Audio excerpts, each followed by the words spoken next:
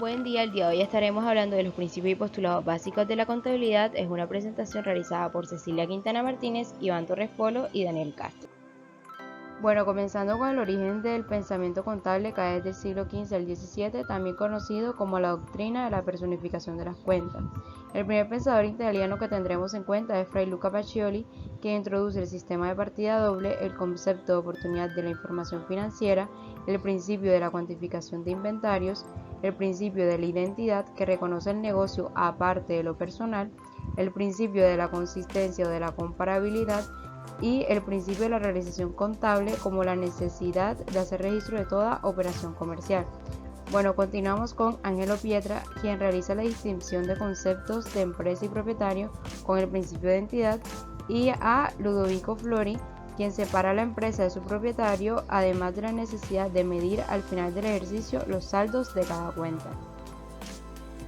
Bueno, continuamos con la etapa primaria de la evolución de la teoría contable entre los siglos XVII y siglo XIX con Mathieu Delaporte, quien nos da la clasificación de las cuentas en cuentas de propietario. Un ejemplo de estas es el capital, pérdidas y ganancias y gastos generales, las cuentas de cosas, donde va las cajas, mercaderías, efecto por cobrar, efecto por pagar, entre otras, las cuentas de personas, donde se incluyen los deudores y los acreedores.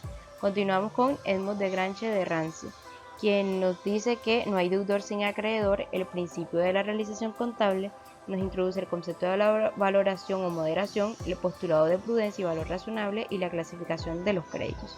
Continuamos con Giuseppe Bornacchini, quien nos da el concepto de persona moral o persona jurídica, relación de continuo equilibrio entre las partidas de activo y pasivo, y finalizamos el periodo con Courcelles Seunauville, quien nos da la definición clara de la empresa como una entidad distinta a su dueño y el postulado de prudencia en la valoración.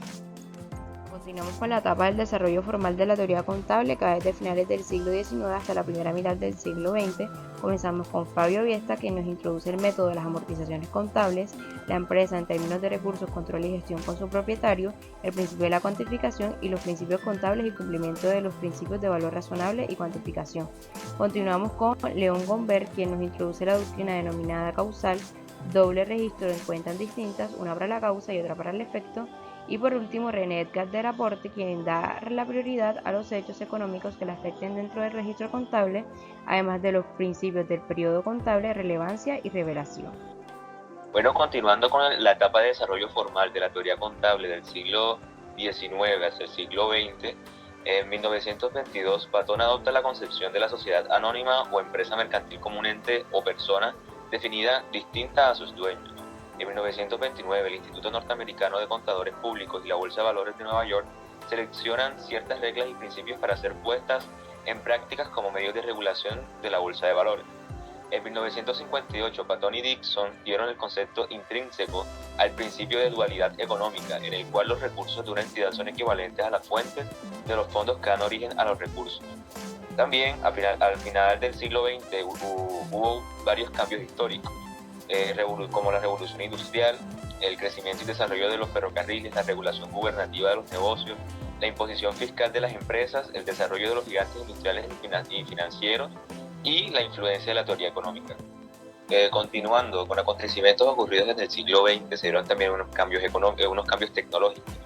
La evolución de la industria promovió el desarrollo de la contabilidad de costos y junto con esta el concepto de depreciación. También se dio un avance en el tamaño y el volumen de las operaciones económicas. La influencia de los organismos gubernamentales reguladores de Estados Unidos también tuvieron unos cambios, tales como el concepto de los costos históricos y de valor razonable al registro y base de preparación de la información financiera. La influencia de la imposición fiscal de las utilidades también fue otro cambio, ya que se da la aparición de sistemas contables bajo reglamento del Departamento de Tesorería de Estados Unidos y se cancelan los impuestos en función de cumplimiento del criterio de vengo en sus ingresos y gastos. Y por último, la influencia de las sociedades anónimas. La empresa es una entidad jurídica con derechos y deberes distintos y limitados en cuanto a la relación con sus propietarios y con terceros.